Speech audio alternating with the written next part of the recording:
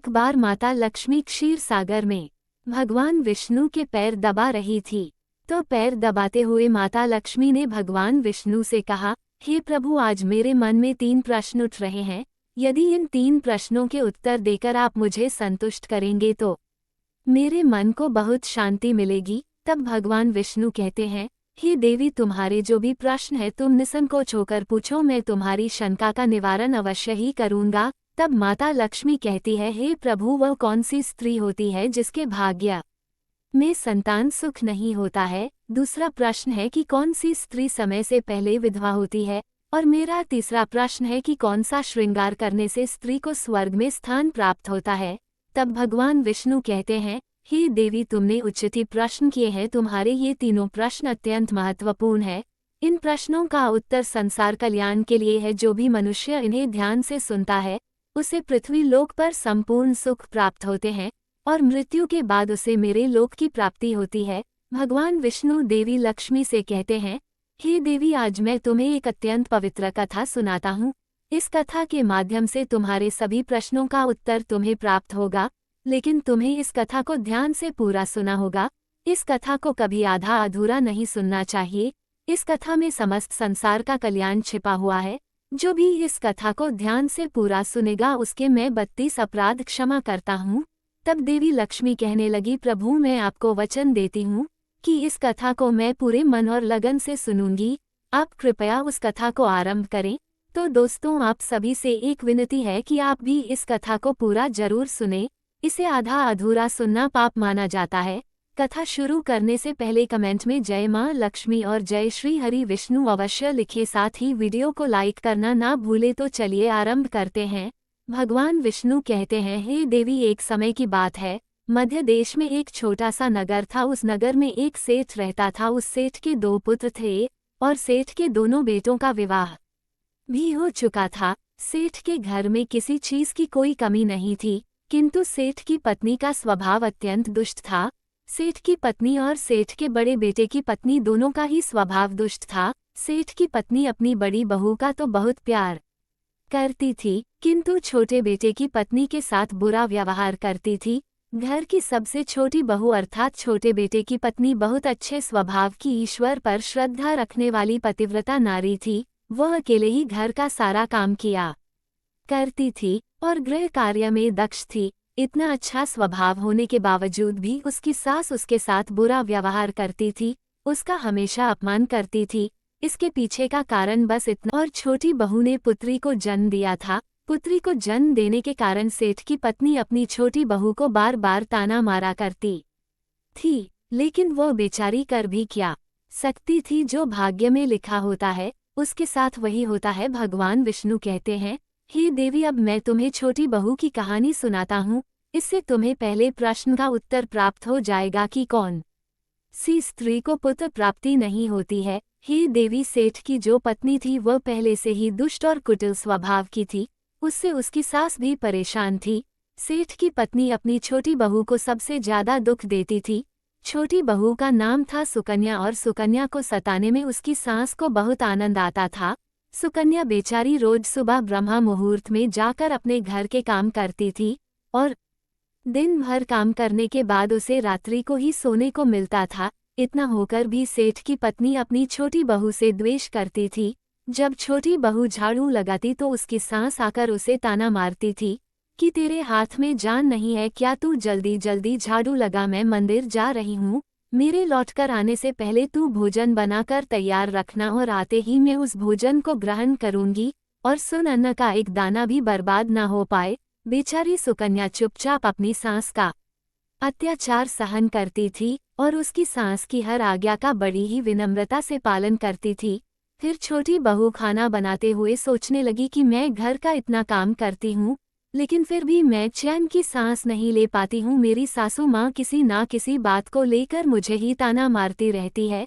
पता नहीं कब उनकी ताना देने की आदत जाएगी। सुकन्या इतना सोच ही रही थी कि तभी घर के दरवाजे पर खटखटाने की आवाज सुनाई दी। छोटी बहू ने सोचा, अभी तो भोजन तैयार भी नहीं हुआ है, लगता है मेरी सासू माँ आज जल्दी लौट गई, अब वह फिर से ताना मारेगी। तब सुकन्या ने दरवाजा खोला तो उसने देखा कि द्वार पर एक सन्यासी खड़ा हुआ है। वो सन्यासी सुकन्या से कहने लगा, बेटा सदा सुहागिन रहो, तुम इस सन्यासी के लिए कुछ भोजन का दान करो। हे पुत्री, मुझे बड़ी भूख लगी है। सब सुकन्या ने सोचा, अगर मैं इस सन्यासी को भोजन करा दूं और इतने में मेरी सांस आ गई तो मेरी खैर नहीं। कुछ देर तक विचार करने के बाद सुकन्या ने सोचा, यदि मैं सासू माँ के ताने के डर से इस सन्यासी को भोजन नहीं कराऊंगा तो मुझे महापाप लगेगा, मेरा सारा पुण्य नष्ट हो जाएगा। इतना सोचकर सुकन्या ने उस सन्यासी को घर के अंदर बुला लिया। अतिथि धर्म का पालन करते हुए सुकन्या उस सन्यासी को भोजन कराने लगी। उतने में ही उसकी सांस घर पर आ पहुंची और उस सन्यासी को घर के अंदर भोजन करते हुए देखकर उसे बहुत गुस्सा आ गया। वह चिल्लाते हुए सुकन्या से कहने लगी, यहाँ पर क्या किसी का भंडारा या दावत नहीं चल रही है जो तू राह चलते भिखमंगों को घर में बिठाकर खिला रही हो। सुकन्या ने अपनी सास से बड़ी विनती की, लेकिन सुकन्या की सास ने बहू की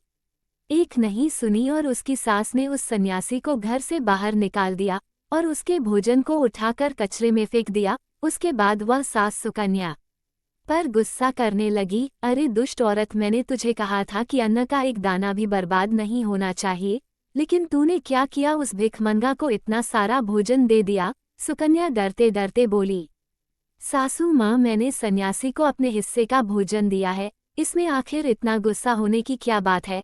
द्वार पर आए अतिथियों को कभी खाली हाथ नहीं भेजते हैं, ऐसा शास्त्र कहते हैं। फिर सुकन्या की सास ने उसे बहुत डांटा। दोनों के बीच कई देर तक बहस हुई और सुकन्या की दुष्ट सास ने गुस्से में आकर सुकन्या को धक्के मारकर घर से बाहर निकाल दिया और घर का दरवाजा बंद कर दिया। सुकन्या और बाहर से अपनी सास को आवाज देने लगी। सुकन्या की सास ने एक नहीं सुनी और उसे घर के अंदर आने नहीं दिया। फिर सुकन्या दुखी और उदास होकर अपने मायके लिए निकल गई। मायके जाने के रास्ते में बहुत बड़ा जंगल पड़ता था। सुकन्या भूखी प्यासी रहकर उस जंगल के रास्ते पर से चलने लगी। तभी उसी समय अचानक जोर जोर से बादल गरजने लगे और मूसलाधार बरसात होने लगी। बारिश से बचने के लिए सुकन्या एक वृक्ष के नीचे जाकर खड़ी हो गई। वहां पर सुकन्या ने देखा कि पेड़ के नीचे में कोटा बना हुआ है। फिर वह बिना देरी किए जल्दी से उस कोटा में घुस गई। कोटा में जाने के बाद सुकन्या ने देखा कि अंदर कोई साधु महात्मा बैठे हैं।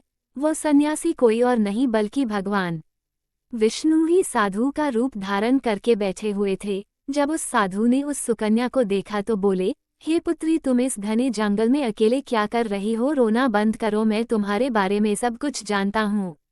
तुम्हारे ससुराल वाले अत्यंत दुष्ट स्वभाव के हैं और वे तुम्हें बहुत दुख देते हैं। इसका कारण केवल बस इतना है कि तुम्हें पुत्र की प्राप्ति नहीं हुई है। पुत्री को जन्म देने के कारण तुम्हें तुम्हारी सास के ताने सुनने पड़ते हैं। हे पुत्री, तुम चिंता मत करो, मैं तुम्हें एक पर्ची देता हूँ। इस पर जो भी उपाय लिखा हुआ है तुम उस उपाय को पूरे मन के साथ करो, फिर तुम्हें एक गुणवान पुत्र की प्राप्ति होगी। फिर सुकन्या ने वह पर्ची ली और वह साधु वहां से अचानक से गायब हो गए। ये चमत्कार देखकर सुकन्या बहुत प्रसन्न हुई और जब बारिश रुकी तो सुकन्या का पति उसे ढूंढते हुए उस स्थान पर पहुंच गया। सुकन्या ने अपने पति को सारी हकीकत बता दी और फिर दोनों ने ही घर वापस ना जाकर उसी जंगल में रहने का निर्णय लिया। वहीं पर रहते हुए एक दिन सुकन्या के मन में पुत्र प्राप्ति का ख्याल आया और वो मन ही मन सोचने लगी कि यदि मेरा भी कोई पुत्र होता तो आज ससुराल में मुझे बहुत ज्यादा इज्जत मिलती। तभी सुकन्या को उस साधु के द्वारा दी गई पर्ची की याद आ गई और फिर जब उसने वह पर्ची खोलकर पढ़ा तो उसने देखा कि जो स्त्री पुत्र प्राप्ति की कामना रखती है उसे रात्रि में अपने पति के बाईं तरफ सोना चाहिए। ऐसा करने से कुछ समय बाद में बाईं करवट लेने से नाक का दाहिना स्वर और दाहिनी करवट लेने से नाक का बायां स्वर चालू हो जाता है। फिर जब पुत्र की इच्छा हो तो उस स्थिति में मिलन से पहले ये निश्चित कर लेना चाहिए कि पुरुष का दायां स्वर चलने लगे और स्त्री का बायां स्वर चलने लगे और उसी समय पर गर्भधान किया जाना चाहिए। ऐसा करने से निश्चित ही पुत्र की प्राप्ति होती। इसके विपरीत नाक के स्वर चलने से पुत्र की प्राप्ति होती है। उस पर्ची में आगे लिखा हुआ था कि मासिक धर्म शुरू होने के बाद पहले 4 दिनों में पुरुष के साथ मिलन करने से पुरुष को रगड़ता प्राप्त हो जाता है और 5वीं रात्रि में मिलन करने से पुत्र की प्राप्ति पुत्री है तथा 6ठी रात्रि में मिलन करने से पुत्र रत्न की प्राप्ति होती है।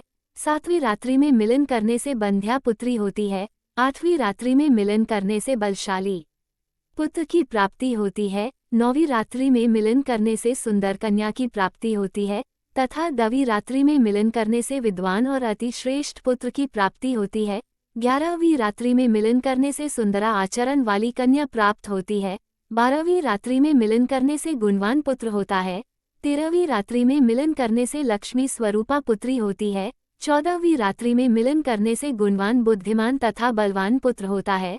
फिर सुकन्या ने मासिक धर्म के बाद 14वीं रात्रि में अपने पति के साथ मिलन किया और उसके बाद गर्भ धारण किया। फिर दूसरे दिन सुकन्या का पति जंगल में लकड़ी काटने के लिए चला गया और सुकन्या घर पर पड़ी रही। फिर अचानक से तेज तूफान आया और सुकन्या की झोपड़ी उड़ गई। फिर सुकन्या डरी हुई उसी पेड़ के कोटे में जाकर रुक गई जहां पर उसे वह साधु मिला था। सुकन्या वहां अपने पति की राह देख रही थी। वह राक्षसी अत्यंत मायावी थी। फिर उन्होंने उस कोटा के साथ पेड़ को उड़ाकर एक ऐसे स्थान पर चली गई जहां पर बहुत सारा सोना था। जब सुकन्या ने ये दृश्य देखा तो वह चौंक गई।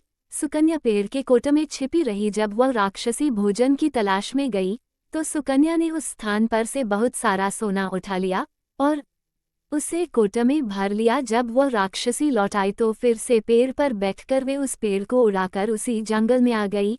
राक्षस के जाने के बाद सुकन्या वह सारा सोना लेकर अपने पति के पास चली गई और उसे वह सारा सोना दे दिया। फिर पति और सुकन्या दोनों अपने ससुराल को लौट गए।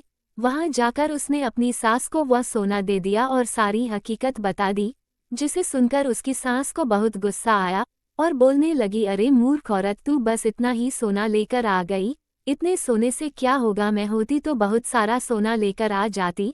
फिर उसकी सास भी उस जंगल के कोटे में जाकर छिप गई और राक्षसों की राह देखने लगी। तभी वह 2 राक्षसी वहां पर आई और फिर उन्होंने उस कोटे को उड़ाकर एक बर्फीले पहाड़ पर ले गई। ये देख सास बहुत क्रोधित हो गई और बोलने लगी, यह कहाँ लेकर आई है, यहाँ तो बस बर्फ और मिट्टी है। तभी उन राक्षसों ने उसकी आवाज सुनी और देखा तो एक बूढ़ी औरत पेड़ के कोटे में छिपकर बैठी है।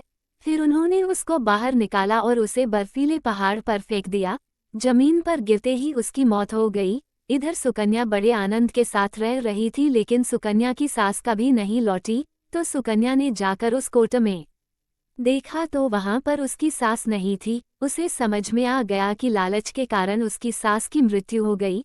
भगवान विष्णु कहते हैं, हे लक्ष्मी, जिस स्त्री को पुत्र प्राप्ति की कामना है उसे मैंने सुकन्या को दी हुई पर्ची में बताए गए उपाय जरूर करने चाहिए। तुम्हारा दूसरा प्रश्न ये था कि किस कारण से स्त्री जल्दी विधवा होती है। तो जो स्त्री अत्यधिक लालच करती है वो स्त्री जल्दी विधवा होती है, और जो स्त्री चरित्र का गहना पहनती है उसे मृत्यु के पश्चात स्वर्ग की प्राप्ति होती है। एक स्त्री को अपने चरित्र का त्याग कभी नहीं करना चाहिए। तो दोस्तों, इस प्रकार से भगवान विष्णु ने माता लक्ष्मी को ये कथा सुनाई थी। उम्मीद है आपको ये कथा पसंद आई होगी। वीडियो को लाइक जरूर करें और ऐसी ही और कथाओं को सुनने के लिए आपके अपने चैनल ज्ञान सागर को सब्सक्राइब भी कर लें। जय श्री हरि विष्णु। धन्यवाद।